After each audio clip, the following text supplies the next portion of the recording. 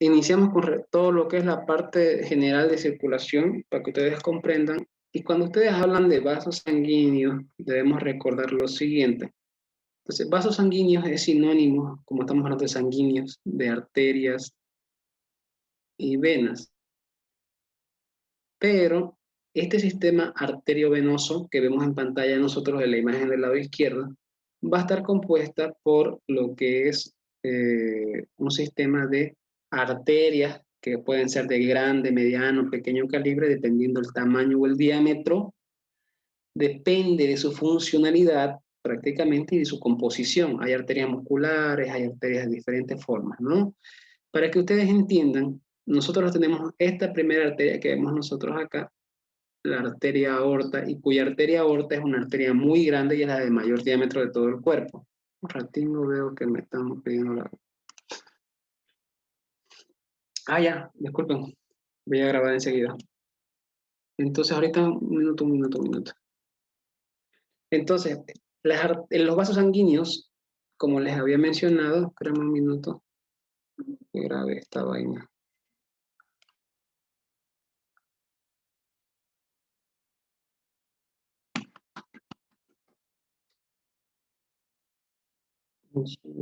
Ahora sí.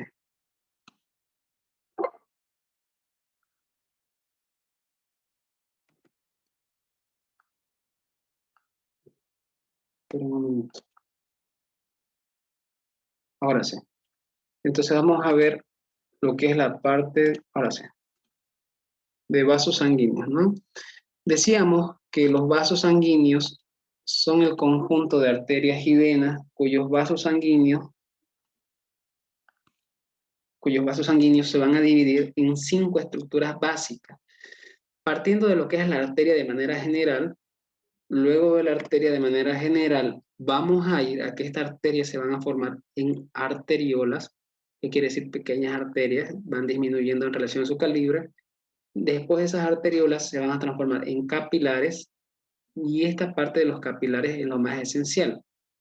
Posterior a los capilares hay una zona postcapilar que sería la zona de las vénulas, y después de las vénulas tenemos la zona de las venas. ¿Qué quiere decir?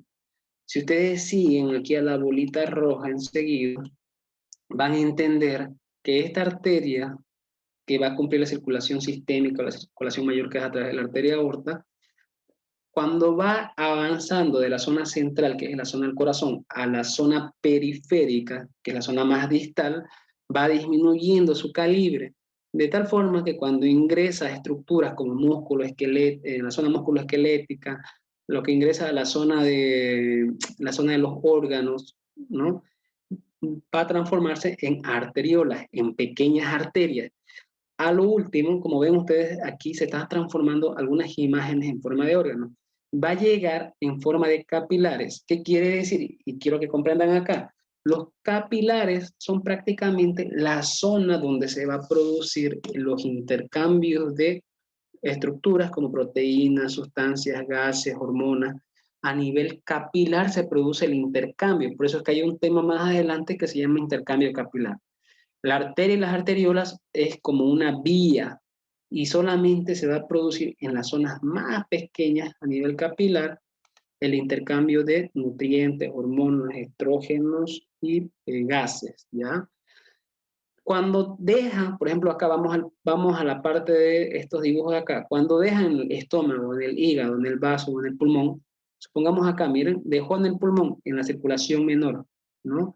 Y estas, a nivel pulmonar, estas arterias se van a transformar en vénulas. Estos capilares a nivel estomacal, hepático, digestivo, miembros inferiores y pélvico, todo lo que está rojo luego se transforma en azul, como vemos en imagen de manera didáctica, de capilar a vénula.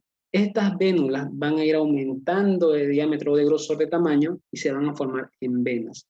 Y aquí entramos en un sistema que se llama sistema venoso, cuyo sistema venoso se refiere, ya vimos nosotros la circulación mayor y la circulación menor, y el sistema venoso se refiere que nosotros vamos a tener una aurícula derecha, que a cuya aurícula derecha llega la vena cava inferior y la vena cava superior. Entonces, BCCS significa vena cava superior y vena cava inferior. La vena cava superior, ustedes ya saben que recogía la sangre de cabeza, cuello y miembros superiores. Entonces, esta me recoge sangre de cabeza, cuello y miembros superiores. Y la cava inferior, y aquí quiero que entremos en un punto importante, porque el retorno venoso del cuerpo, estamos avanzando vasos sanguíneos, y el retorno venoso del cuerpo va a depender mucho de la parte inferior de lo que es la zona de las presiones. Acuérdense, el gradiente de presión, ¿cómo es? De mayor presión, de un gradiente mayor a un gradiente menor, ¿no? En relación a las características. Entonces, ¿dónde debe tener una menor presión? En la aurícula derecha. Aquí en la aurícula derecha, entonces mi presión, y no vamos a manejar números, solamente vamos a manejar de manera general. Mi presión es menor, por eso está la flechita de esa forma. Por en cambio, en la zona más inferior, ustedes siempre paran parados, sentados. Cuando ustedes están parados o sentados, su zona inferior, en este caso, serían los miembros, los pies, las piernas.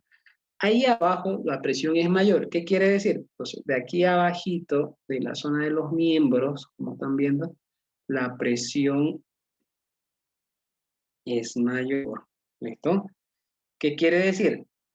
Como es la zona más periférica que hay aquí abajo, hay sangre venosa en la parte periférica, no la zona postcapilar o las vénulas. Quiere decir que llegó hasta la punta de dedo, las arterias se forman capilares y de aquí se va a transformar en vénulas y las vénulas están transformándose en venas, como ven en pantalla que estoy dibujando. Como hay mayor presión de sangre venosa abajo, tiene que ir a donde hay menor, y donde hay menor es aurícula derecha. Y la aurícula derecha es el punto del retorno venoso. Y aquí entiendan, mientras yo tenga mayor presión abajo y menor arriba, entonces se produce mi retorno venoso. Pero si yo tengo, por lo contrario, menor presión abajo y mayor presión arriba, ya no tengo retorno venoso. Y si o sea, tengo un retorno venoso, pero menor. Y si mi retorno venoso va disminuyendo, prácticamente este retorno venoso me va a perjudicar. Al tener menos sangre llegando a la aurícula derecha, tengo menos sangre dirigiéndose al ventrículo derecho. Y si ustedes ven la imagen, el puntero enseguida, al tener en la aurícula derecha menos sangre, tengo menos en el ventrículo derecho. Al tener menos en el ventrículo derecho, va a salir poca sangre a través de esta arteria pulmonar hacia los pulmones y va a regresar poca sangre a través de las venas pulmonares a la aurícula izquierda, ¿no? Y de la aurícula izquierda, entonces voy a tener poca sangre al ventrículo y se cumple un ciclo vicioso. Se va a inyectar poca sangre a la circulación mayor o sistémica. Y ahí se va reduciendo el flujo de sangre y mi cuerpo necesita hacer una función importante. ¿Cuál es la primera función que cumple mi cuerpo cuando yo tengo poco flujo sanguíneo? ¿Una vasodilatación o una vasoconstricción? ¿Me responden en el chat, por favor? Si yo tengo poco flujo sanguíneo, ¿qué es lo que va a hacer mi cuerpo? ¿Una vasoconstricción o una vasodilatación? ¿Me responden en el chat, por favor? Participen ya. Si no participan, avanzo como loro, como las clases antiguas. Y bien, bien, Josué, Camila, Mirka, exactamente, ¿no? Fabricio. Entonces se produce una vasodilatación, ¿no? La pregunta era la siguiente. Si yo tengo una disminución de flujo sanguíneo, ¿qué proceso se produce a nivel de los vasos? ¿Vasodilatación o vasoconstricción? Entonces, cuando el retorno... ¿Entendieron? Muy bien la pregunta, gracias. Cuando yo tengo disminución de sangre, o sea, cuando tengo disminución de retorno venoso, por eso síganme paso a paso, inmediatamente mi cuerpo va a empezar a hacer una vasodilatación. ¿Para qué? Para aumentar el flujo sanguíneo. ¿Listo? Y al aumentar el flujo sanguíneo es porque les dije, ¿no? Que estaba llegando poca sangre a la aurícula derecha, entonces debo hacer algo. Por lo contrario, si yo tuviera una hemorragia, ¿qué es lo que hace mi cuerpo? ¿Una vasodilatación o una vasoconstricción?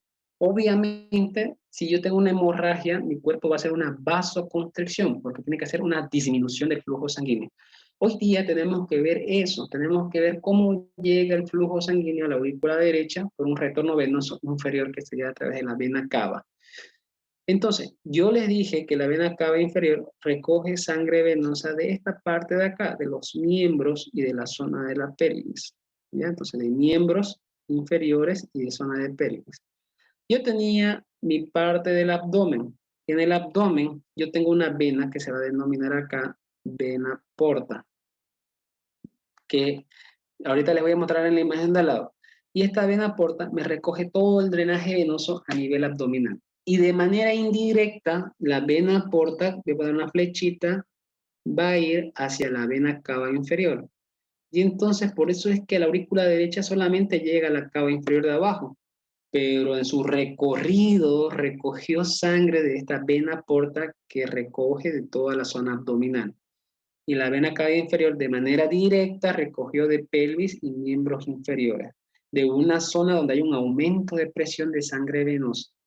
Y esta sangre toda me está yendo a la aurícula derecha, de tal forma que mi aurícula derecha se va a llenar y al llenarse va a cumplir un proceso de que va a pasar al ventrículo derecho y de ahí todo el ciclo pulmonar y ciclo de sistema de circulación mayor.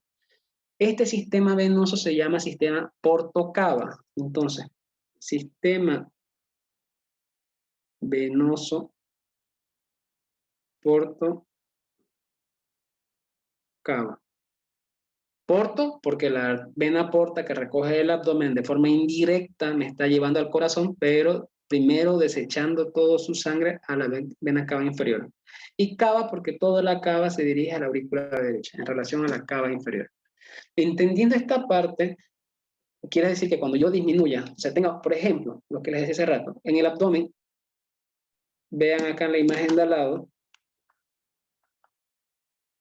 el puntero, en el abdomen, vean ahí, ¿no? Está viniendo de la zona de vaso, de la zona intestinal. Esta zona se refiere a la zona intestinal, a la zona estómago, a la zona del vaso. Y toda esa sangre venosa está yendo a lo que es esta vena donde está el puntito rojo, que sería la vena porta. Y la vena porta ingresa a la zona hepática, a la zona del hígado. Y del hígado sale como venas suprahepáticas, que son estas de acá, que estas venas suprahepáticas van a lo que es la vena cava inferior. Quiere decir que de ahí la sangre hepática deja a través de las suprahepáticas la sangre a la vena cava inferior. Si yo tengo algún daño hepático, por ejemplo, los alcohólicos o algún problema de cualquier enfermedad a nivel hepático, mi hígado no va a cumplir esa función de pasar la sangre porto hacia la zona cava. De tal forma que yo estoy cortando mi sistema venoso porto cava y cortando mi sistema venoso estoy reduciendo esto de acá, que es el retorno venoso, cuyo retorno venoso prácticamente al disminuirse, mi cuerpo va a utilizar un mecanismo, ¿no? de contraparte, que sería en este caso una vasodilatación. ¿Se entendió esa primera parte? ¿Me confirman en el chat, por favor? Si entendieron esa primera parte, quedo tranquilo. Lo que quiero que entiendan ahorita es el sistema venoso porto cava. ¿Me confirman en el chat? Sí, ¿no? Buenísimo. Ya. ¿Qué le pregunto? Franco, a ver más o menos las preguntas, ¿te acuerdas que te preguntaron? José Armando, a ver, me confirman qué le preguntaron específicamente para ver más o menos en relación a lo que estamos. ¿Se acuerdan ustedes que cuando vimos aurículas y ventrículos, yo les dije, voy a darle la palabra a Franco. Dime, Franco. Dicen, las preguntas más o menos fueron así, del vasocontracción y vasodilatación, pero fueron más o menos Ya. funciones, algo así, que te decía un nombre y Ya. te decía las funciones que hacía, y una que no, Ya. no cuadraba ahí. Ya, te entiendo. Entonces, si ustedes se dan cuenta, más o menos si ustedes saben que vasodilatación es aumento de flujo y vasoconstricción es disminución de flujo, seguro les preguntaron esas características, ¿no? ¿Cuál es lo contrario de cada uno? ¿Qué pasa si yo tengo una vasoconstricción y quiero tener un aumento de flujo? Entonces yo hago una vasodilatación. Y de igual forma, al revés, ¿no? Si yo tengo una disminución de flujo y quiero aumentar mis flujos, yo tengo una vasoconstricción y quiero producir un aumento de flujo, ¿qué haría? Una vasodilatación. Yo creo que por ahí les han preguntado más o menos. He visto de otros grupos también. Entonces, eso habíamos visto nosotros. ¿Se acuerdan que un montón de veces hemos mencionado el óxido nítrico, hemos mencionado la endotelina y todos esos factores?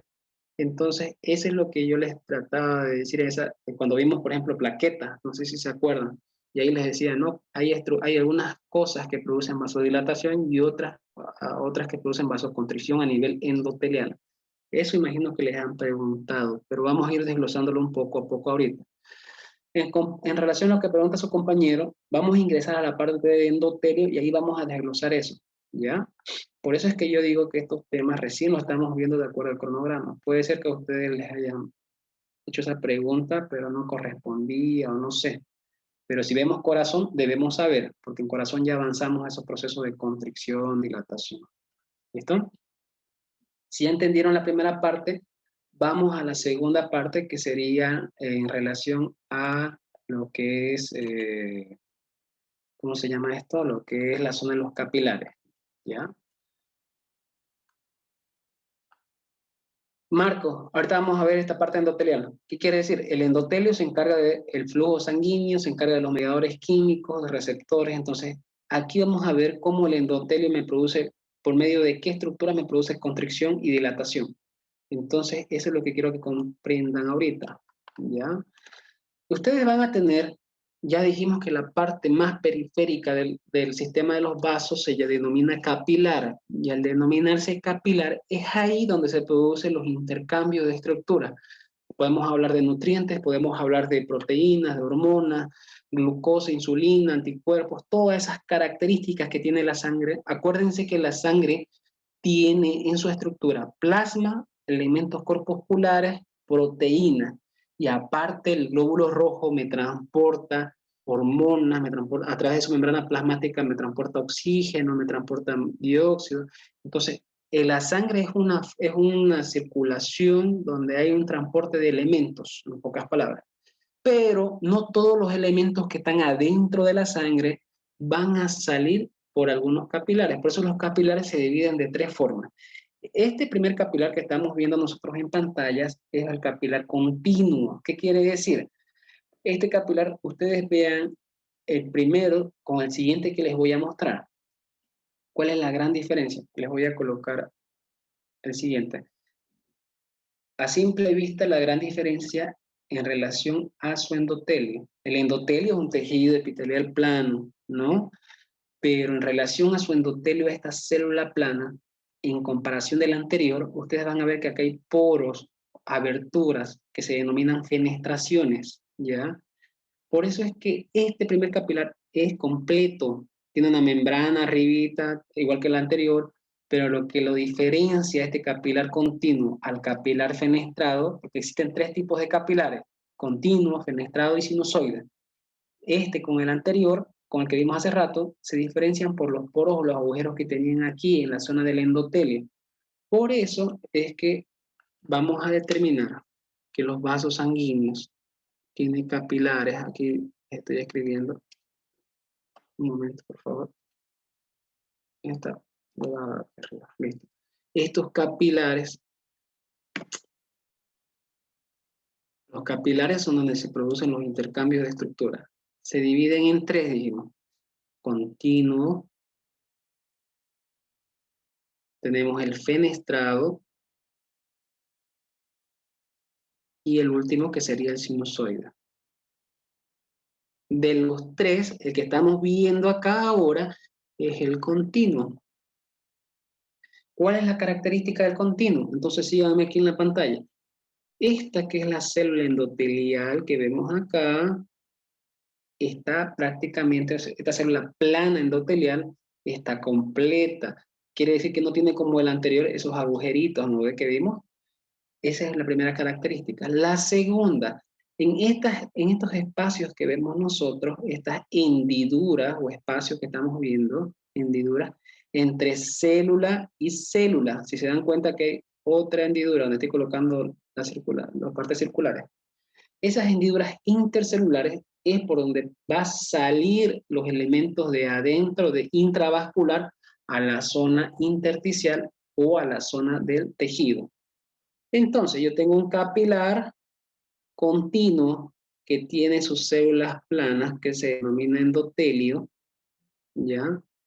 Obviamente todo tiene la misma forma y el mismo tamaño, solamente que aquí estoy dibujando esta característica.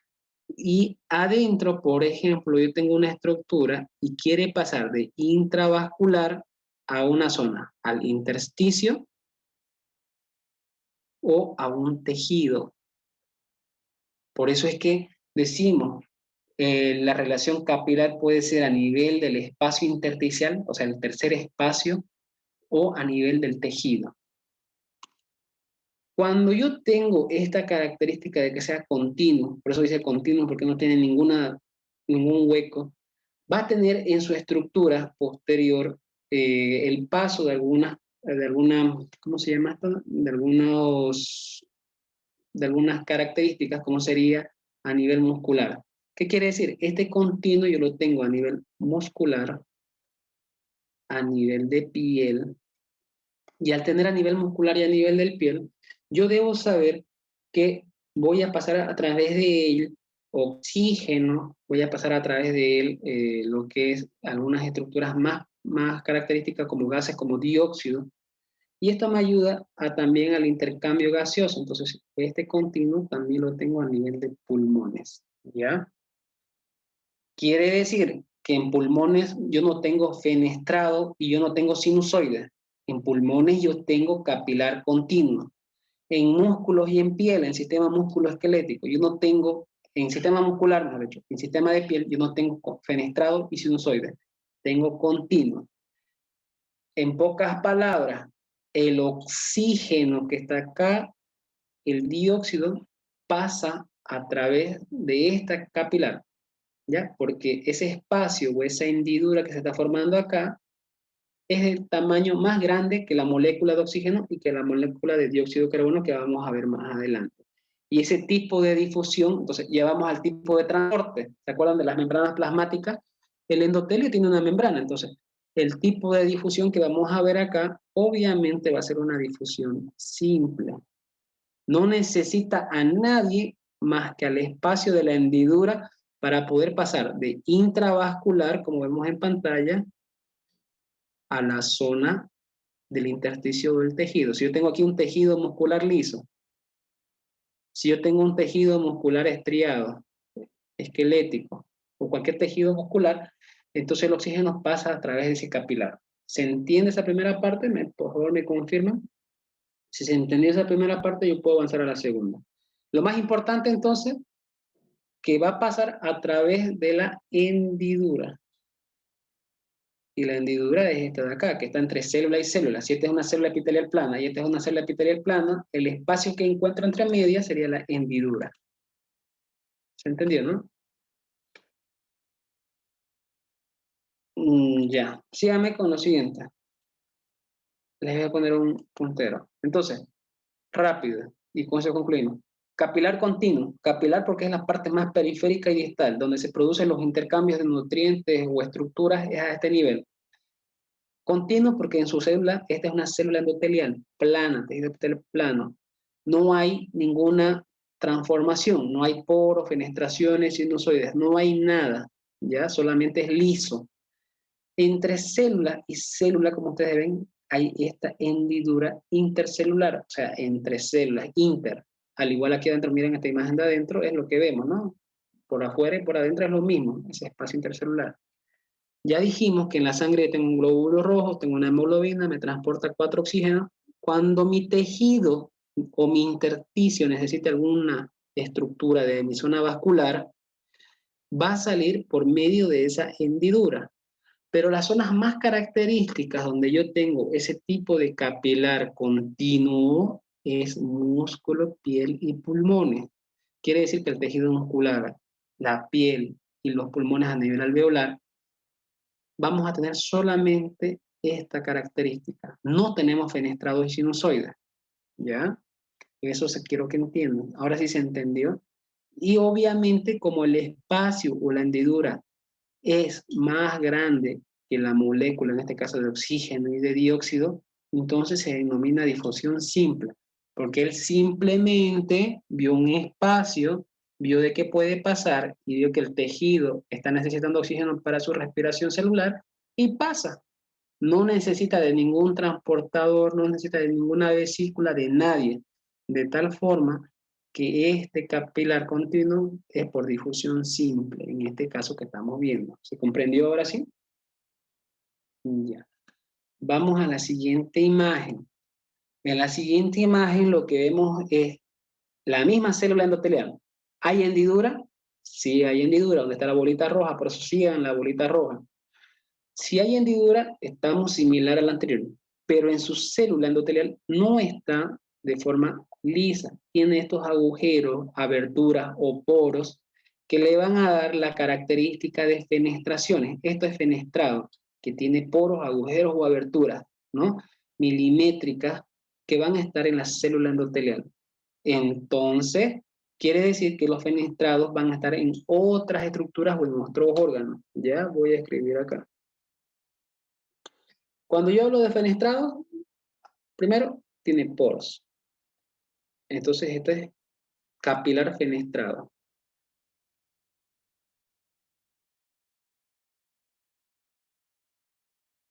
¿Ya? ¿Por qué? Porque tiene poros o aberturas. ¿Qué más debo saber con respecto a esto? Que este tipo de capilar yo voy a encontrar en ciertos lugares. Por ejemplo, en los riñones. ¿Ya? Entonces yo dibujo mis riñones y ahí tengo. Luego, también voy a encontrar en otros lugares como el intestino delgado, pero en el intestino delgado, acuérdense que el intestino delgado absorbe nutrientes. ¿Por medio de quién? De sus vellosidades. Luego, ustedes saben que en el cuerpo humano, a nivel del sistema nervioso, hay lo que se llama líquido cefalorraquídeo. Y el líquido cefalorraquídeo se produce a nivel del plexo coroideo. Entonces, el plexo coroideo quiere decir que es una estructura que me produce el líquido cefalorraquídeo y ese líquido cefalorraquídeo también tiene nutrientes para el sistema nervioso.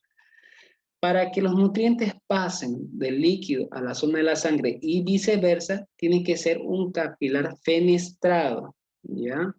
No les puedo explicar más a detalle el plexo coroideo porque el plexo coroideo es a nivel de los ventrículos cerebrales.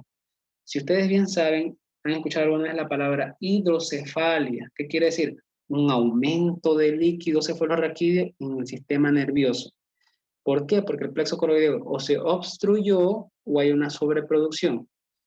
Y lo que yo quiero que sepan es que el plexo coroideo me produce líquido cefalorraquídeo. El líquido cefalorraquídeo tiene nutrientes, tiene proteínas, y estas van a pasar por medio del capilar fenestrado a la sangre y viceversa. Entonces, entre ambos van a compartir estructuras. Ahora, ¿qué más debo saber? Debo saber que tengo otras zonas específicas como la zona de las glándulas endocrinas. En las glándulas endocrinas también tengo fenestrados. Las glándulas endocrinas me van a producir algunas hormonas que no van a poder pasar por un capilar continuo porque son pequeñas. Entonces yo tengo aquí cualquier hormona. Entonces esta hormona es menor tamaño que este poro. Entonces puede pasar por esa zona. Entonces de menor tamaño y este es de mayor. Y así se cumple lo que es la característica de capilar fenestrado. Como ustedes están viendo, en riñones es a nivel glomerular. ¿Listo? Lo que más le pueden preguntar a ustedes en examen es, ¿en riñón qué tipo de capilar existe? Porque es típico que pregunten eso, ¿no? Capilar fenestrado. En músculo, piel, pulmones, ¿qué tipo de capilar existe? Continuo, ni más ni menos que eso. Vamos al siguiente. Y ahí les pregunto al final si entendieron y reviso el chat, ¿ya? En el siguiente, si se dan cuenta con el anterior, miren el anterior. Su membrana basal que tenemos acá, esta membrana basal, está íntegra. El anterior, su membrana basal, ¿cómo estaba? Íntegra. Íntegra quiere decir que no tiene ninguna modificación. Vamos a la tercera, que este es el capilar sinusoide. En el capilar sinusoide, como ustedes están viendo, es como si hubieran tenido un montón de baches, ¿no? Ese huecos, agujeros. Para empezar, ¿cómo están los poros? Estos poros son de mayor tamaño, ¿no? Más grandes. No puedo decir que son fenestraciones, porque sus poros ya no cumplen las características de fenestraciones de que sean diminutos. Son más grandes de lo común. Segundo, su membrana plasmática, su membrana basal, mejor dicho. ¿Cómo está su membrana basal? Tiene discontinuidades. Miren esa parte de ahí. Entonces hay una discontinuidad. Ya vamos con dos cosas, ¿no? Poros más grandes, hay una discontinuidad de la membrana basal, número dos.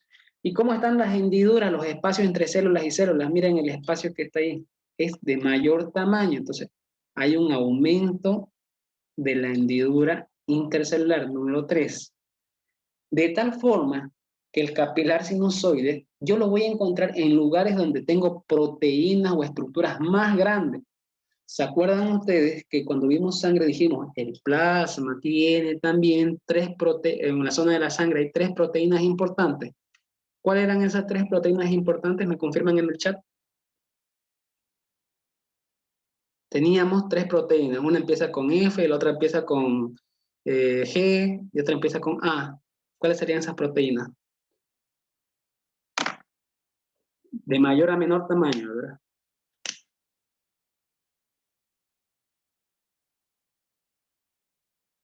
Bien, buenísimo, Deimar.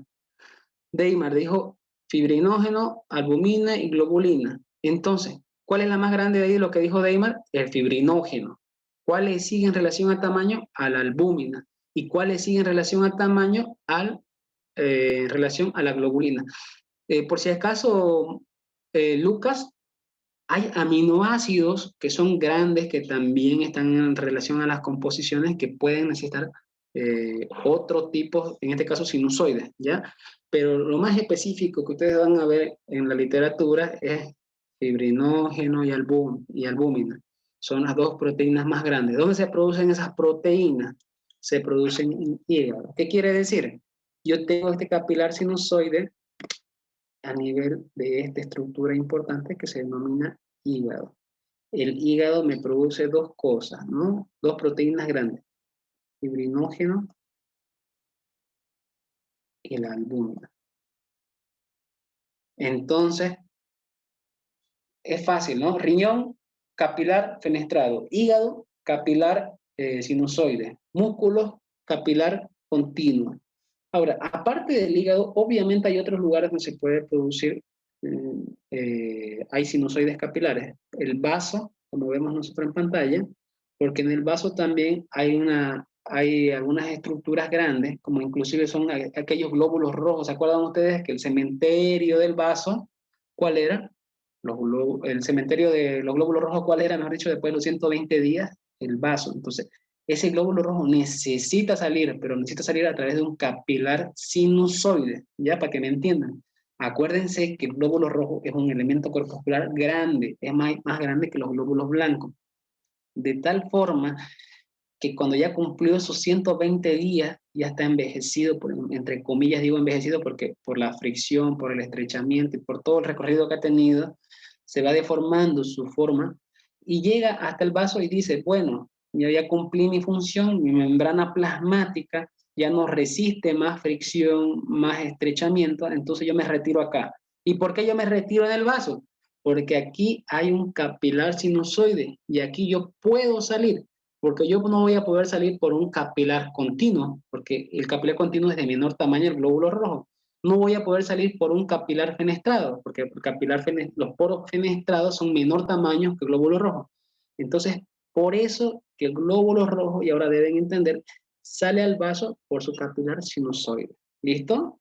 Y otros ejemplos serían las glándulas suprarrenales. Si yo dibujo dos riñones acá, tengo dos riñones, tengo arriba glándulas suprarrenales, y también tengo lo que es la zona de las paratiroides, ¿ya? Que son hormonas. No les voy a meter más partes pequeñas porque si hablo de glándulas suprarrenales voy a tener algunas hormonas, paratiroides, otras hormonas, calcitonina y otras cosas, pero lo más importante que sepan es fibrinógeno, albúmina y glóbulos rojos. Ahora sí pueden hacer preguntas. ¿Alguien tiene alguna duda? Luz, capilar sinusoide es esto, lo que estás viendo en pantalla. Mira, Luz, en la anterior imagen, ¿cómo está la membrana basal? Íntegra. ¿Cómo está el tejido epitelial? Tiene poros, pequeños orificios. Ve la siguiente imagen, ¿cómo está? Prácticamente es muy diferente en su membrana basal. Discontinua, poros más grandes y aumento de los espacios intercelulares o hendiduras. Un capilar sinusoide quiere decir aquel que tiene espacios más grandes para que salgan estructuras más grandes. ¿Cuáles son esas proteínas más grandes del cuerpo? Fibrinógeno, albúmina. ¿Cuáles son aquellos elementos corpusculares más grandes del tejido sanguíneo? Glóbulos rojos. Por eso es que les decía, el glóbulo rojo cumple sus 120 días y llega al vaso, y como en el vaso sí hay capilar sinusoide, se retira ahí o sale ahí. ¿Listo? ¿Alguna duda? ¿Me confirman por favor en el chat? O si quieren tomar la palabra, no hay problema.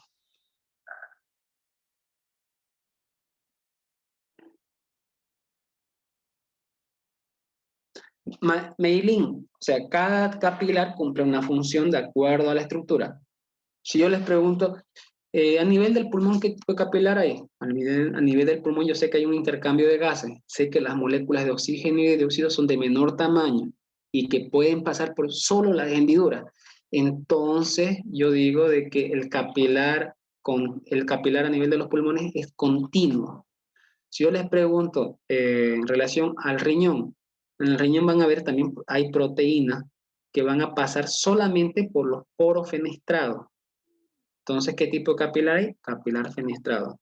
¿Cuál es la hendidura, Marcelo? Esta es la hendidura. Mira, por ejemplo, acá en el sinusoide, este espacio grande es la hendidura, está aumentada de tamaño. La hendidura es el espacio entre célula y célula. Estamos hablando entre tejido, entre célula plana y célula plana. El conjunto de células planas me está formando el tejido epitelial. Voy a la imagen anterior, mira, Marcelo. Es donde está el puntito rojo, esa es la hendidura, esos espacios entre célula y célula. Y voy a la primera imagen, lo mismo. Esta es la hendidura entre célula y célula. En las tres imágenes tengo hendiduras, en los tres capilares, pero en el que está más aumentado de tamaño, como vemos acá, esa hendidura intercelular es en el sinusoide. ¿Listo? Esas son las hendiduras.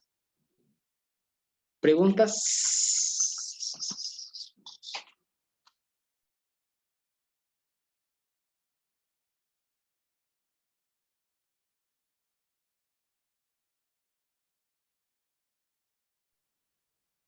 ¿Listo?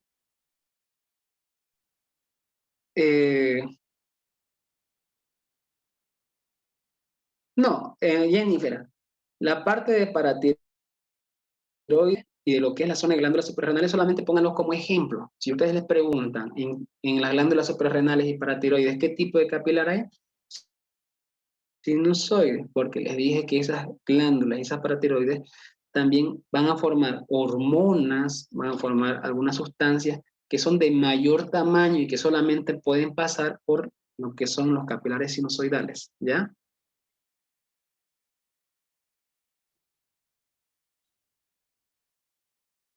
Claro, Mariana, las hendiduras sirven para el intercambio de algunas estructuras, algunos componentes que están en la sangre. Por eso es que hemos ido avanzando uno por uno. En el caso de la hendidura, es más, la hendidura y las células endoteliales son un paso para los gases, es más característico de los gases. ¿Dónde hay gases? En el pulmón. ¿Dónde necesito también gases como oxígeno y dónde hago ese intercambio de oxígeno y dióxido? En los tejidos musculares, ¿se acuerdan? Entonces, de esas características.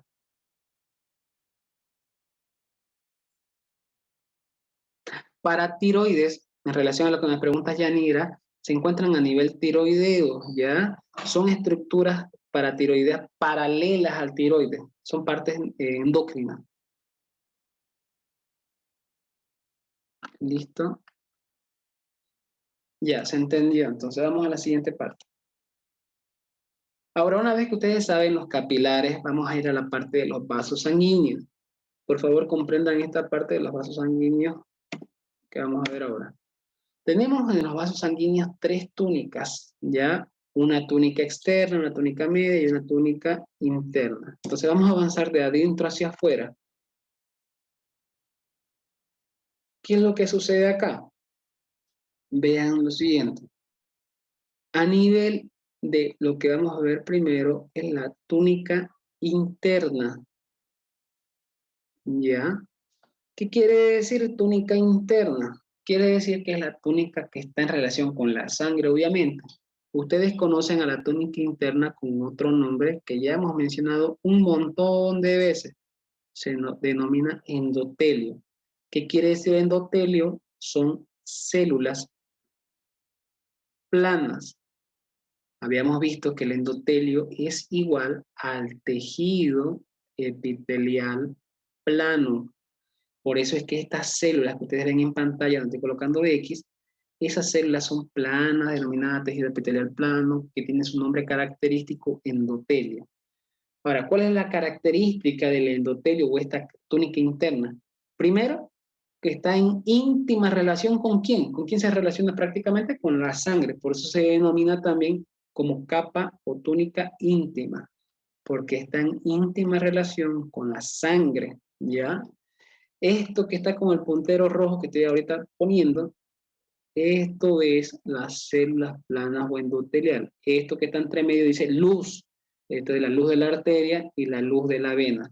¿Cuál es la diferencia que ven ustedes de acuerdo a la composición? Primero, a nivel de la túnica interna, nosotros vamos a encontrar, aparte de las células planas o de lo que es el tejido epitelial, una membrana basal y una lámina elástica. Entonces, muy aparte del endotelio, entonces voy a colocar acá, número 1 del endotelio, también yo tengo lo que es la famosa membrana basal, ¿no? Que habíamos visto hace rato. ¿Se acuerdan que hace rato dijimos la membrana basal está discontinua en algunos capilares? Entonces, esta membrana basal, y también en relación a la membrana basal, voy a tener que por detrás de ella, o sea, después de la membrana basal, yo tengo una lámina, como ven ahí la palabra lámina elástica, interna. ¿Por qué interna? Porque es la primera que aparece, por si acaso. Entonces, en la túnica interna tengo esas tres estructuras, ¿no? En relación a la lámina elástica interna, ¿para qué me sirve? ¿Por qué está ahí? Porque la lámina elástica interna lo que les está dando primero es, me está limitando. Si ustedes ven en pantalla, esto donde está el puntito rojo es la lámina elástica interna. ¿Qué está haciendo la lámina elástica interna? Me limita la túnica media, que es este músculo liso, con la túnica interna, que es todo lo que está aquí abajo, ¿no? Entonces, me sirve como límite la lámina elástica interna. Después, me va a ayudar a través de su, como es elástica, dice, a través de sus fibras elásticas que va a tener en su composición, me va a ayudar a la elasticidad, a aumentar el tamaño de lo que es la arteria. Y aquí vean la diferencia. ¿Ven acaso que la lámina elástica interna también está en las venas? Aquí en las venas solamente encuentran, miren, mi célula endotelial, mi membrana basal, pero no tengo mi lámina elástica interna. Por eso es que estas arterias diferencianse entre venas y arterias, que las venas no tienen una buena elasticidad, necesitan de ayuda, por eso es que las venas necesitan de ayuda muscular, que los músculos esqueléticos hagan, cuando yo estoy caminando, estoy parado, mis músculos esqueléticos me comprimen a las venas y eso me ayuda a que esa compresión pueda eyectar la sangre. Por en cambio, las arterias, solamente ellas, gracias a sus láminas elásticas internas, pueden dilatarse o producir una contracción, ¿ya? Y esa es la otra gran diferencia. Y aparte, en la membrana basal a nivel arterial, voy a tener otras células que me van a ayudar en la constricción o vasoconstricción. Si yo entiendo esto en relación a la túnica interna, ahora sí puedo avanzar a la capa media, ¿ya? Ojo, que si se dan cuenta ustedes, en lo que es la parte de la lámina elástica interna, estamos viendo que tiene agujeros. ¿Se acuerdan ustedes que los capilares tenían hendiduras, tenían poros, tenían partes sinusoidales? Obviamente, para que pase de aquí hacia afuera, yo necesito tener algunos agujeros. Por eso es que la lámina elástica interna tiene esos pequeños agujeritos, para que pasen aquellas estructuras que han ido de intravascular y están queriendo ir a intersticial o tejida, ¿Ya? Esa es su característica. ¿Se comprendió? Me confirman en el chat, tengo que avanzar al siguiente. En la vena, como ustedes están viendo, estas células planas en las venas me forman válvulas. ¿Se acuerdan que las válvulas me ayudan a dos cosas? Si hablábamos del corazón, me ayudaba al paso de la sangre y a evitar el reflujo. Lo mismo sucede acá. Las válvulas que están formadas por estas células planas a nivel de las venas me ayudan al paso de la sangre de abajo hacia arriba. Acuérdense, en el corazón hace rato les mencioné, en la aurícula derecha tengo menos presión, en los miembros inferiores tengo mayor presión. ¿Qué quiere decir los gradientes? Va de mayor a menor presión. Cuando yo estoy haciendo el retorno venoso, estas válvulas se abren. Pasó la sangre por acá, como ven en la bolita roja, e inmediatamente la válvula se cierra. ¿Para qué se cierra la válvula?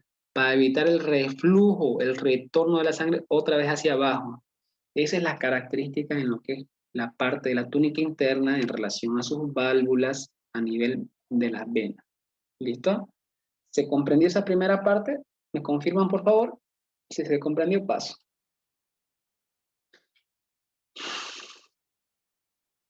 O mi internet está lento o es el de ustedes. Yo no veo nada en el chat. Listo. Vamos por lo siguiente. Eso era la túnica interna. Ahora vamos a ir a la túnica media. Ya, entonces le coloco túnica media. La túnica media, ustedes lo que deben saber es que aquí lo más importante es que hay músculo liso. ¿Listo? En la anterior había tejido epitelial plano, denominado endotelio o células planas. Aquí lo que hay es músculo liso. Y lo más importante en relación al músculo liso es que este músculo liso me va a regular. Acuérdense que teníamos tres tipos de tejido muscular esquelético, tejido muscular cardíaco y tejido muscular liso. En relación a los tres tipos de tejidos, me ayudaban en la contracción y en la relajación. Relajación es sinónimo de dilatación. Entonces, ¿me regula a qué? Al diámetro de la arteria. Músculo liso, como es músculo liso, tiene sarcómeros. Como tiene sarcómeros, me ayuda a la contracción o en otros procesos de relajación. Después de toda contracción, tengo un proceso de relajación. Si yo estoy diciendo diámetro, estoy hablando de la arteria, obviamente estos van a tener nombres específicos, ¿no? En relación a la contracción, es vasoconstricción. En relación a la relajación, vasodilatación. Ya habíamos visto que cuando yo digo vasoconstricción, estoy disminuyendo mi flujo sanguíneo. ¿Listo? En la vasoconstricción. Por eso decíamos un ejemplo, y ustedes no deben olvidarse. Si yo tengo una hemorragia, lo que debo hacer es evitar el flujo de sangre. ¿Cómo evito el flujo de sangre? Mi cuerpo va a hacer vasoconstricción, me disminuye el flujo de sangre. Si yo yo estoy haciendo ejercicio y estoy necesitando más oxigenación, necesito mi respiración celular aeróbica, anaeróbica, sí o sí voy a necesitar oxígeno en esta parte de la aeróbica y voy a necesitar que la sangre aumente su flujo para llegar a los tejidos. Entonces, la vasodilatación me aumenta el flujo sanguíneo. ¿Listo? Eso es lo más característico en relación a la túnica media que estamos viendo. Los procesos en relación a su diámetro, su composición muscular, su proceso de vasoconstricción y de vasodilatación. Por favor, no se olviden. Si yo tengo, por ejemplo, esta es mi arteria, esto es la luz, la zona central. Si aumenta de tamaño mi diámetro, ¿qué quiere decir? Vasodilatación. Si reduce de diámetro, vasoconstricción.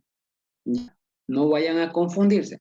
Al disminuir la luz del diámetro, estoy disminuyendo el flujo sanguíneo. Al aumentar la luz del diámetro, estoy produciendo aumento del flujo sanguíneo. Esos son los términos que se utilizan como vasodilatación y vasoconstricción. ¿Se comprendió? ¿Me confirman en el chat, por favor? Y ahorita vamos a hablar del tema de las características, ¿ya?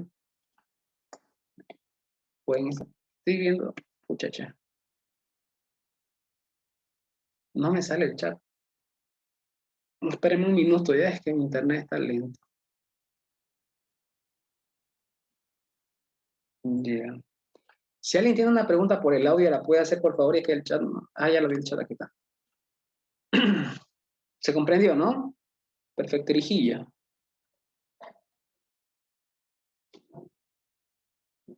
Vamos, María Lucas, ahí vamos a llegar ahorita. Si comprendimos los términos vasodilatación y vasoconstricción, vamos a ir al tema de las señales, ¿ya? Ahorita estamos llegando ahí.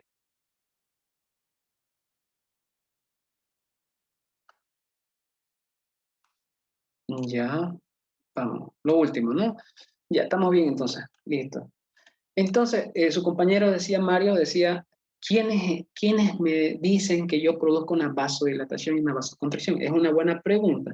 Entonces, obviamente, vean por esta parte de acá, en la imagen, estoy dibujando acá, viene un nervio, por eso está con color verde, ¿no? La representación. Viene el nervio, me atraviesa la túnica muscular, la túnica externa me atraviesa, ¿para llegar hacia dónde? Para llegar a lo que es la zona del músculo liso. Acuérdense lo siguiente, el músculo, el tejido muscular necesita una inervación y una irrigación para cumplir su función. Entonces, por una zona va a ingresar los nervios, o sea, a través de la túnica externa la atraviesa, y de igual manera va a ingresar un vaso. ¿Qué quiere decir? El vaso es irrigado por otro vaso. Entonces, ingresa y me van a irrigar a lo que es la zona del músculo liso, porque necesito oxígeno. ¿Y quién me lleva el oxígeno? Me lleva el oxígeno la arteria, en este caso, ¿no? De tal forma que yo tengo este vaso que se llama vasa vasorum, que se denomina el vaso de los vasos, ¿no? Como dicen, el king of the king, como dicen en las canciones, ¿no? El rey de reyes. En este caso, del vaso de los vasos sería el vaso vasorum, y este sería el nervus, ¿ya? Que este nervio va a ser el nervio del músculo liso. Pero el que más me interesa a mí es el vaso vasorum. Cuidado que les preguntan, ¿no? ¿Qué significa el vaso de los vasos? El que irriga a otro vaso. Porque el vaso, esta arteria tiene músculo liso. ¿Se comprendió hasta ahí?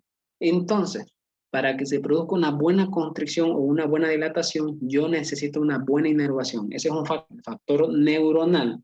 Ahora, yo necesito un factor que me estimule, obviamente, a través del factor neuronal, ¿ya? Ustedes han escuchado, ¿se acuerdan del otro día que decíamos la parte del óxido nítrico? La otra vez preguntaron y creo que entró en sus exámenes igual, ¿no? El óxido nítrico me va a ayudar al proceso de la vasodilatación. Entonces, yo tengo otras estructuras hormonales, en este caso hormonales o proteicas, que me ayudan a la vasodilatación. Un ejemplo es el óxido nítrico para la vasodilatación. Si yo tengo una arteria, vean la imagen aquí abajo, y mi arteria tenía célula epitelial plana, pero un endotelio, supongamos que este es un pedacito de endotelio que estoy dibujando acá, está afectado, se modifica mi estructura de las células planas, entonces no hay una estructura lisa. Dijimos que la sangre, por medio de la fricción, va a pasar a lo que es la parte de la luz, y la luz está compuesta por los elementos corpusculares, o sea, los glóbulos rojos, glóbulos blancos, no están yendo por el endotelio, están yendo por la luz. Y todo el restante del plasma sanguíneo fricciona lo que es la zona del endotelio, ¿ya? Cuando ve algo así como un rompemuelle, ve una estructura que no está plana, inmediatamente quiere decir que hubo una modificación del endotelio. Y en relación al endotelio, tiene una estructura que se llama la endotelina, cuya endotelina me va a ayudar a producir una vasoconstricción. Arriba veíamos que el óxido nítrico me ayuda a la vasodilatación, y aquí abajo vemos que si el endotelio está afectado, la endotelina me va a ayudar a una vasoconstricción, dándole la información al sistema para que vaya a través del músculo liso y produzca ese movimiento de relajación. ¿Listo?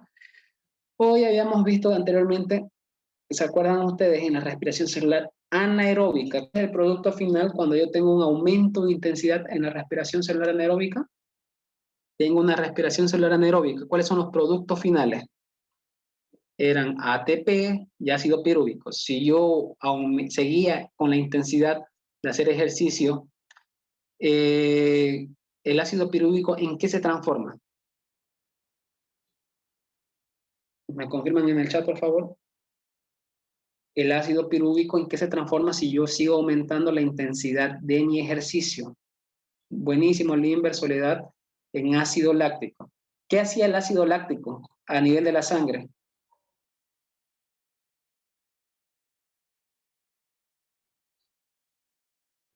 ¿Se acuerdan que el ácido láctico se queda a nivel muscular y un porcentaje se va a la sangre?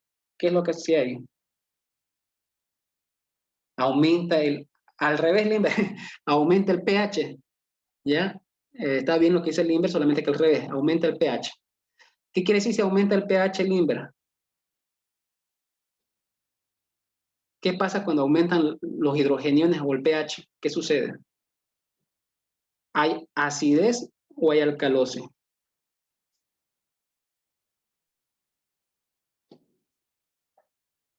No, acidez, ¿no? Eso, acidez. Listo. Buenísimo. Entonces, ¿qué es lo que sucede? Excelente, están entendiendo. Cuando yo mencionaba que tengo aumento de ácido láctico, este ácido láctico me dice que aumento la cantidad de hidrogeniones. Y si yo aumento la cantidad de hidrogeniones, quiere decir que se va a aumentar mi pH. Ahora, este pH, estos hidrogeniones y estos ácidos lácticos, toda esta composición me va a llevar a producir una vasodilatación. Por eso es que ustedes cuando hacen ejercicio y tienen mayor estímulo, necesitan mayor irrigación. ¿Y cómo vamos a producir la irrigación? Por el aumento de flujo sanguíneo. ¿Cómo produzco el aumento de flujo sanguíneo? O ácido láctico, un 80% de la sangre, aparte del ácido láctico convertirse en glucosa, me va a estimular a que se dilaten las arterias. Y estas arterias dilatadas me van a estimular a que aumente el flujo sanguíneo. Y mis músculos van a recibir más nutrientes y van a tener la capacidad de resistir lo que es el ejercicio que estamos efectuando. ¿Listo? Entonces, eso es lo que produce a nivel de la acidez, a nivel de lo que es la zona, la sangre. ¿Se comprendió? ¿Me confirman, por favor?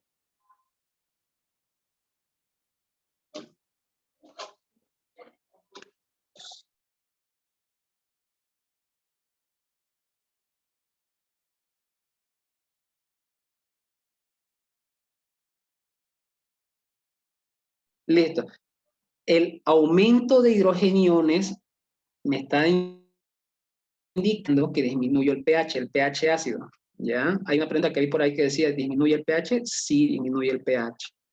Ahora, no nos olvidemos, óxido nítrico, pH ácido, ácido láctico aumentado, la cantidad de hidrogeniones me produce vasodilatación. La endotelina me produce vasoconstricción. Pero doctor, si la endotelina está a nivel del endotelio, ¿cómo me está produciendo vasoconstricción? Porque la endotelina le dice al músculo liso, aumenta tu grosor. Entonces, ¿cuál es la característica del músculo liso? Que el grosor aumente, y al aumentar el grosor, me está aumentando lo que es la parte de constricción, me está disminuyendo la luz. No sé si me dejo comprender. Endotelina es el vasoconstrictor más potente que tenemos en el cuerpo, que al aumentar el grosor me reduce la luz. Es como cuando si ustedes, ¿cómo les puedo explicar? Si ustedes apretan una manguera, están haciendo vasoconstricción, pero al apretar es como si ustedes estuvieran aumentando la cantidad de músculo liso. Y esas son las dos características en relación a vasoconstricción y a la vasodilatación. Rodrigo, te dio sueño, entonces te aburre la clase. Qué bien. Listo, sigamos entonces a la siguiente parte. Como están aburriéndose, vamos a ir más rápido.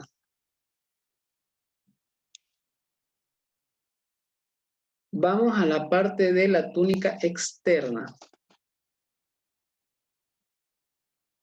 Entonces voy a avanzar más rápido que Schumacher. En la túnica externa, ustedes van a ver que tenemos, a comparación de la túnica media, vamos a tener esto de acá que les estoy subrayando, lámina elástica externa. No le hagan nada a su compañero, fue honesto, eso quiere decir que tenemos que avanzar más rápido. La lámina elástica externa, lo que me ayuda en relación a la túnica externa, va a tener también fibras de colágeno. Entonces, ya decíamos nosotros, las láminas elásticas me ayudan a la elasticidad. Las fibras de colágeno, ¿qué es lo que sucede con el colágeno? Ustedes han visto que dicen a su mamá, no sé qué, no sé cuánto, yo estoy tomando colágeno para tener la piel más tensa. Entonces, ¿qué quiere decir? Estoy poniéndoles ese ejemplo solamente para que ustedes comprendan que el colágeno me va a ayudar a dar resistencia.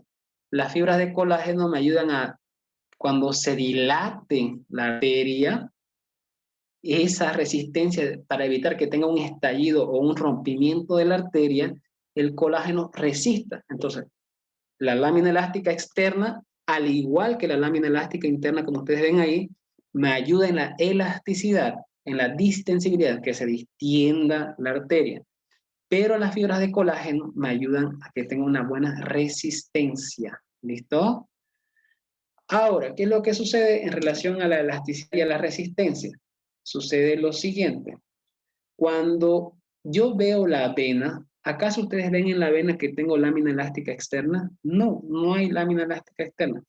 Tiene pocas fibras de colágeno y no tiene lámina elástica externa, por lo cual la vena no tiene mucha resistencia y no resiste, o sea, no tiene resistencia y no tiene mucha elasticidad. Sí es un buen reservorio de sangre en la vena, por eso es que ustedes han visto que algunas mujeres mayores de edad, a nivel de sus venas y sus piernas, están muy dilatadas, tienen esas varices o esas venas varicosas, porque sus venas, al no tener una buena cantidad de fibras de colágeno, fibras elásticas, no pueden resistir esa deformación en relación a las venas. La arteria sí. Ustedes se acuerdan que tenía un callado aórtico. ¿Qué es un callado aórtico? Este era un callado. Vean ahí. La aorta tenía su callado, es como si fuera un bastón. Ahora, ¿pero por qué? Porque tiene buena elasticidad y buen colágeno. Y a eso se dice por eso un callado verdadero, que se formó por su composición. Por en cambio, las venas no pueden formar esos bastones o esos callados, porque no tienen colágeno y elasticidad. ¿Se entendió esa parte? Si entendieron, seguimos avanzando.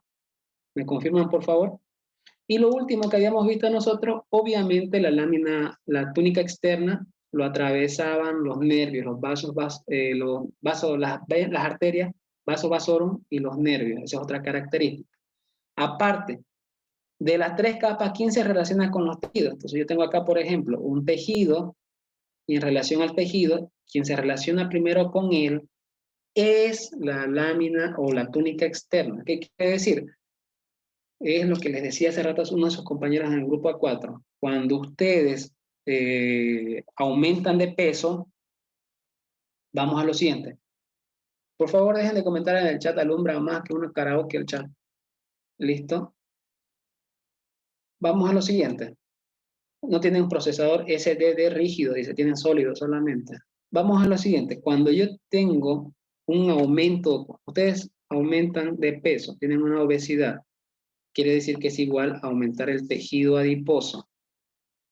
Si yo estoy aumentando tejido adiposo, el tejido adiposo, la grasa, va a necesitar también una nueva irrigación. Quiere decir que esta era una arteria normal, y al igual, como no sé si les expliqué hace rato, se puede producir una vasogénesis. ¿Qué quiere decir? O una angiogénesis, que se van a producir nuevos vasos. Como hay nuevo tejido adiposo por la obesidad, entonces se producen nuevas arterias. Para que el tejido adiposo, supongamos que desde adiposo, se ancle con la arteria, lo va a realizar a través de la túnica externa. Por eso la túnica externa tiene como una característica el anclaje o la fijación con tejidos circundantes que están aledaños, cerca de él. Cuando yo tengo un nuevo tejido en formación, necesito nutrición. ¿Y cómo voy a producir esa nutrición? A través de angiogénesis. Nueva producción, génesis significa inicio, un nuevo inicio de una nutrición vascular. De tal forma que los nutrientes ya van a llegar a los nuevos tejidos. Supongamos que tengamos esta T, TU significa tumor. Salió un tumor. ¿Qué es un tumor? Una masa extraña, algo nuevo que apareció en el cuerpo. Entonces, ese tumor es como les decía antes, es vivísimo, necesita irrigación. Entonces las arterias van a venir hacia la zona del tumor y producen nuevas arterias pequeñas, nuevas angiogénesis. Pero la túnica externa necesita anclarse a ese tumor y esa es su función. Para que esté en relación con el tumor, se ancla por medio de la túnica externa. ¿Listo?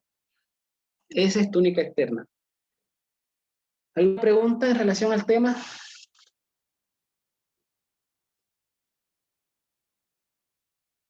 Listo, listo, listo, listo, listo, listo, listo, listo. ¿Qué no entendieron? ¿Qué es un callado, Paula? Un callado es como la arteria aorta que dibujé ahí. Es como si fuera un bastón. Es la formación de esa curvatura. Diosito formó un callado verdadero que sería el de la arteria aorta.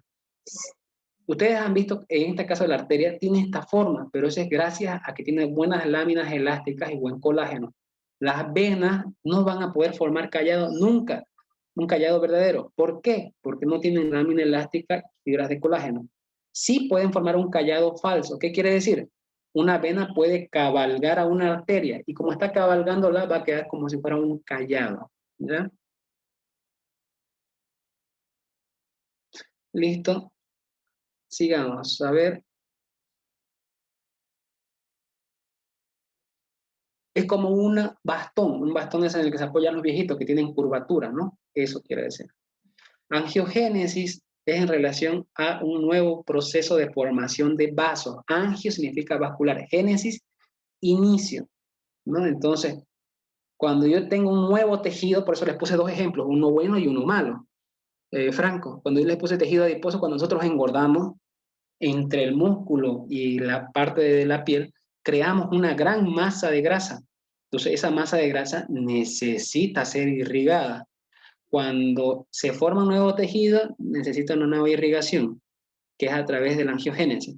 Pero para que la arteria se quede anclada al tejido, eso lo cumple la función la túnica externa. Lo único que quería explicarles con ese ejemplo es que la túnica externa se ancla a los nuevos tejidos como una obesidad, un nuevo tejido adiposo o como un tumor. Un tumor es una masa extraña que va a crecer, nueva. Entonces, igual se produce angiogénesis, ¿no?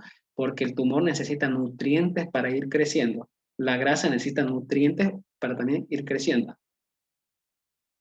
¿Se entendió? Ya. La arteria sí tiene lámina elástica, fibras colágenas en gran cantidad. Las venas no tienen lámina elástica interna externa y por eso es que son tortuosas. ¿Qué quiere decir tortuosas? Como víboras, ¿ya? Tortuosas es así, que las venas no tienen una forma longitudinal firme. ¿Listo? ¿Ahora sí se entendió? Belleza. Ya. Vamos por lo siguiente, entonces. Si se entendió túnica interna externa, vamos a la última parte de intercambio. ¿Me confirman, por favor? En resumen, túnica interna o íntima, endotelio, me produce endotelina, vasoconstricción, se aumenta pH ácido o hay harto ácido láctico, vasodilatación, si hay óxido nítrico, vasodilatación. Eso en relación a la primera capa. La segunda capa, muscular. Cuando yo tengo el tejido muscular liso, necesito inervación, necesito irrigación, me ayuda al proceso de vasoconstricción y vasodilatación y es por el medio del aumento de su grosor que me produce la disminución de la luz, ¿ya? Y no se olviden los conceptos, vasoconstricción, vasodilatación. ¿A qué me ayuda? Vasodilatación al aumento de flujo, vasoconstricción a disminución del flujo. Eso no tienen que olvidarse, ¿listo? ¿Ya se ubicaron? ¿Ya vieron? Listo. Vamos a la última parte. La última parte tiene que ver con el intercambio capilar. Aquí, por favor, quiero que entiendan algo importante. Entonces, cuando yo digo intercambio capilar, y vuelvo a repetir en la vez número 999 que estoy repitiendo, donde se produce el intercambio de hormonas, nutrientes, gases, proteínas o cualquier estructura de sangre a tejidos o de sangre a intersticio, es en el capilar. Por eso el título de esta diapositiva se llama intercambio capilar. ¿Por qué forma se produce el intercambio capilar? Por difusión y por transitosis. ¿Qué quiere decir? ¿Se acuerdan ustedes que tenían medios de transporte cuando vimos membrana? Medios de transporte pasivos y medios de transporte activos. Dentro de los medios de transporte pasivos teníamos difusión simple y difusión facilitada. Entonces, he repetido 1.000.000 de veces que cuando hablamos del paso de oxígeno, de dióxido, de alveolo a sangre, es por difusión simple. Entonces, el intercambio capilar es por difusión simple, que quiere decir que va a pasar por medio de las hendiduras, que va a pasar por medio, mucho un ratingo, mi letra está fea, por medio de las hendiduras, por medio del propio endotelio. ¿Se acuerdan que decíamos que hasta los endotelios tienen poros? Y eso me ayuda también. Y por medio de lo que son los sinusoides, ¿no? Cuando los espacios son más grandes. Entonces, por eso es que vimos primero los capilares. Teníamos capilares continuos, fenestrados y sinusoides. La difusión simple quiere decir aquellas sustancias o estructuras que van a pasar de la sangre por medio de la hendidura, de los poros o de los espacios sinusoidales hacia el tejido. ¿Y cuáles son las características acá? Lo único que me va a dividir es que estos se pueden dividir en hidrosolubles, porque estamos hablando de la membrana, pasa una membrana, y de liposolubles. Solubles. Espera un momento, ahora sí. Entonces, solubles. ¿Qué quiere decir? Hidrosoluble es que prácticamente vamos a tener algunas sustancias que son hidrófobas, ¿ya? Cuyas sustancias hidrófobas ustedes la conocen en las que hemos visto como un ejemplo claro, la glucosa, los aminoácidos. Y las liposolubles, los gases, el oxígeno, el dióxido de carbono, como habíamos visto en alguna oportunidad en membranas, ¿no? Y algunas hormonas y esteroides. ¿Qué es lo que me interesa que sepan ustedes? De manera general, ya saben que las preguntas son capciosas, ¿no? Dos tipos de intercambio, difusión y transitosis. ¿Difusión qué tipo de difusión? Simple, a través de hendiduras, endotelios y sinusoides. ¿Qué estructuras pueden pasar? Ambas, ya sean hidrosolubles o liposolubles, de acuerdo a sus características. En cambio, la transitosis quiere decir que en la transitosis yo necesito, por ejemplo, en relación a la insulina y algún anticuerpo, yo necesito como un mediador, ¿no? Necesito que son moléculas más grandes, cuyas moléculas grandes necesitan pasar, por ejemplo, en la circulación materno-fetal. En la materno-fetal, como ustedes han visto alguna vez, sucede de que ustedes tienen una mamá y puede tener diabetes. Si la mamá tiene diabetes, la mamá va a utilizar su insulina que produce su páncreas.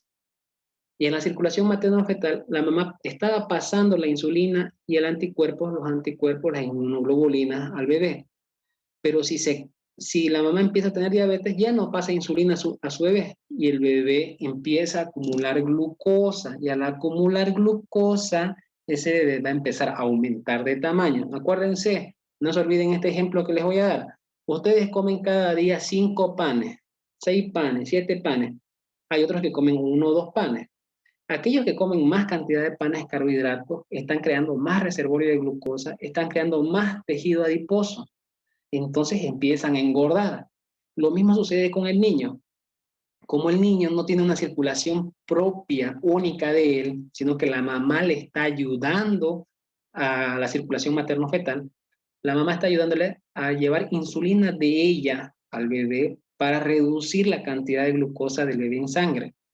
Le está llevando anticuerpos para defenderlo y crear memoria de anticuerpos en el niño. Pero si la mamá crea diabetes, entonces la mamá va a ser egoísta, o sea, el cuerpo de la mamá es egoísta y dice, bueno, mi cuerpo, el páncreas le dice, bueno, mamá, tú necesitas insulina y solamente voy a producir la cantidad de insulina necesaria para ti. Si bien el bebé necesita insulina, es que se las arregle. Entonces, la mamá la insulina que tiene la va gastando para reducir la glucosa. Y el bebé, como ya no está llegando mucha insulina, empieza a engordar. Por eso es que ustedes, algunos que han nacido con más de 4 kilos, entonces quiere decir que su mamá o tuvieron diabetes o una hiperglicemia, o sea, un aumento de glucosa durante su gestación y les mandó poca insulina a ustedes y por eso es que han nacido con más de 4 kilos. Ustedes han visto en las noticias en Unitel alguna vez, ay, nació un bebé bonito, grande en la maternidad, Percy Boland, de más de 4 kilos. Y la familia contenta, sí, mi hijo fue bien alimentado, tiene 4 kilos. Para empezar, la mamá sufrió porque 4 kilos, el bebé tuvo una cabezota grandota que por el canal de parto le provocó lesiones a la mamá. Uno. Dos, ese bebé puede tener problemas, puede tener otras enfermedades como hipoglicemia, cualquier cosa. No les voy a entrar a detalle. Entonces nosotros, si no llegamos a comprender estas cosas simples, cuando ustedes entran a la facultad, cualquiera de las 3 carreras, no van a entender nada. La transitosis quiere decir que me está ayudando a transportar moléculas grandes a través de los capilares sanguíneos de un lugar a otro, de la mamá al feto. Y como son moléculas grandes, la única forma es a través de la circulación materno-fetal. Eso se refiere a transitosis. Acuérdense que nosotros habíamos visto en la transitosis que necesito transportadores para que se produzca esto, ¿no? Ayuda, por eso es un transporte activo, el otro era un transporte pasivo. ¿Se entendió? Confirman por favor en el chat.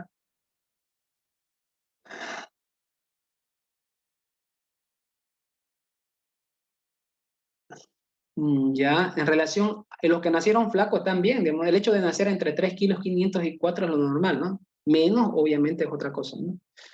Listo, ¿se entendió? En relación a los intercambios, ¿me confirman, por favor? Si tienen alguna duda, háganmela saber ahorita. Ya. Memoricen solamente intercambio capilar, difusión simple, transitosis. Transitosis, circulación materno-fetal, porque son moléculas muy grandes que no pasan a través de la arteria, necesitan pasar de madre a hijo. Y las simples son las que hemos visto que pasan a través de hendidura, endotelio y sinusoide. Cuando hablamos de sinusoide, acuérdense, estamos hablando que fibrinógeno, albúmina, pasan por difusión simple. Estamos hablando de hendiduras y endotelio, glucosa, aminoácidos, oxígeno, gases, hormonas, esteroides, pasan a través de difusión simple.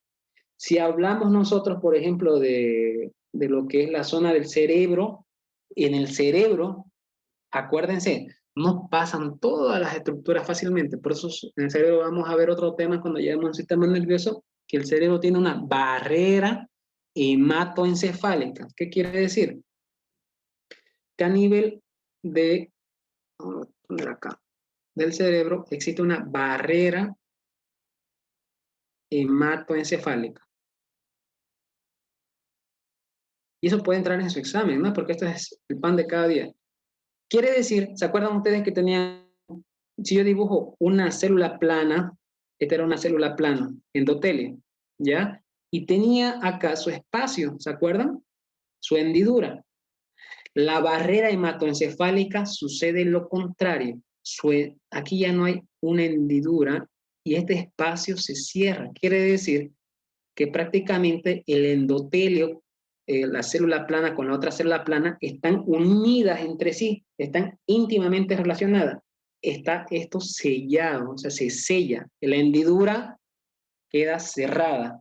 De tal forma que al no tener una hendidura, como vemos ahí, entonces esta difusión simple queda limitada, se limita. Por eso es que el cerebro no recibe todas las estructuras fácilmente, necesita buscar otra forma de ingresar, porque sus células, por eso dice hematoencefálica, sus células a nivel hemáticas, que en este caso son el endotelio, no presentan hendiduras, cuidado que les pregunten eso, quedan relacionadas íntimamente entre ellas, selladas, ¿ya?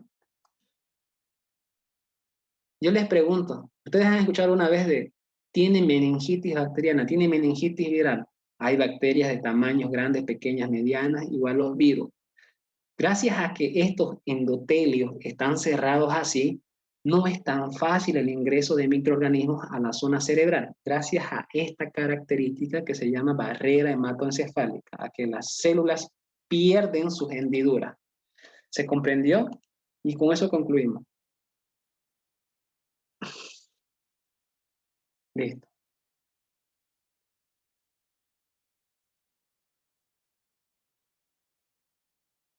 Ya.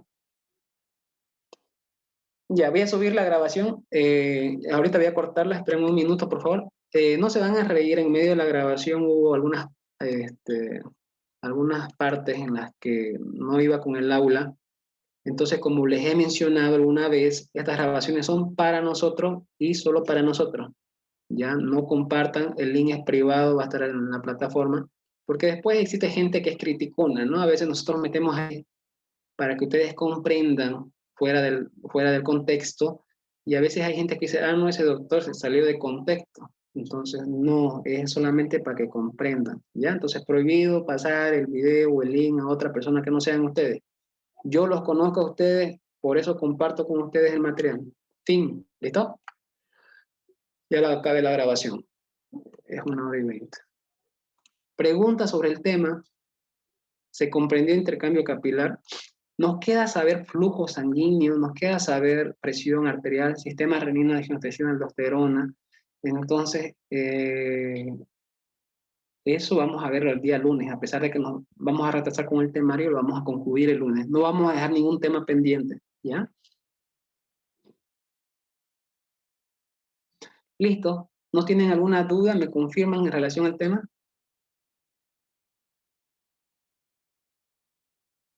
No, no, Paula, esos procesos de retroalimentación son en caso, obviamente, puede intervenir los procesos de retroalimentación positiva y negativa, dependiendo del caso, ¿no? Si yo necesito más oxígeno o menos cantidad de glucosa, ahí intervienen los procesos de retroalimentación. Fabricio, la barrera hematoencefálica, hemato, ¿qué quiere decir? Voy a hacer un dibujo acá, Fabricio. Si yo tengo el cerebro, supongamos acá, aquí voy a hacer, yo tengo la masa cerebral, ¿listo? Cerebro, acá atrás el cerebelo, y aquí atrás tengo el tallo encefálico, bulbo, protuberancia y médula. ¿Qué es lo que pasa? Aquí va a llegar, voy a dibujar con rojo, una arteria que se llama arteria carótida, y va a ingresar como arteriola, y va a llegar a la zona del cerebro, así de forma como capilares, ¿listo? Ahora, si yo saco la imagen de esta capilar que está a nivel cerebral, entonces vamos por lo siguiente. El capilar que está a nivel del cerebro va a ser de esta forma. Yo tengo mi célula plana y aquí tengo mi otra célula plana. ¿Listo? Este capilar quiere decir un vaso, de esta forma. En comparación del capilar de otros sistemas de piel o de sistema digestivo, sus células planas, como vemos ahí en pantalla, tenían un espacio, este espacio que vemos acá. A ese espacio se denominaba hendidura. Y dijimos que por la hendidura puedo tener una difusión simple de algunas estructuras, ¿ya? En cambio, en el cerebro, esa hendidura desaparece, queda sellada, cerrada. Y al quedar sellada o cerrada esa hendidura, es prácticamente limitante. El cerebro no va a dejar pasar todas las estructuras de vaso sanguíneo que vemos nosotros a través de su hendidura a la zona cerebral, a la masa encefálica. Por eso se llama barrera hemato por la arteria, que me está diciendo que su endotelio es sellado, encefálica, porque no me deja pasar a las estructuras de la parte de la sangre a la parte cerebral. Y barrera por esa misma razón, ¿no? Eso es lo que sería en relación a barrera hematoencefálica. Les ponía como un ejemplo que si supongamos que en el torrente sanguíneo yo tengo una bacteria o un virus, no va a poder pasar fácilmente al cerebro a través del tejido sanguíneo porque existe esta hendidura cerrada o sellada. Por eso es que va a ser un poco muy difícil el sistema de infección a nivel del sistema nervioso. Ya eso van a entender cuando llegue a microbiología, pero a nivel del intercambio capilar, lo que me interesa que sepan es que el endotelio está cerrada su hendidura en el cerebro. ¿Listo? ¿Se entendió ahora sí el que me preguntó? Las moléculas grandes, las más grandes, se transportan por transitosis, ¿ya? Las que me están preguntando en el chat. Listo. Exactamente, Daimar. Por eso es que la barrera hematoencefálica me evita el paso de toxinas o sustancias nocivas para el cerebro, ¿no? Eso, Celeste sacó una conclusión importante, ¿no? Es una difusión limitada prácticamente, ¿no? Es simple limitada por el cierre de la hendidura. Obviamente que puede tener otro paso, sería por medio del endotelio. Bueno, ¿entendieron? Nos vemos, chicos,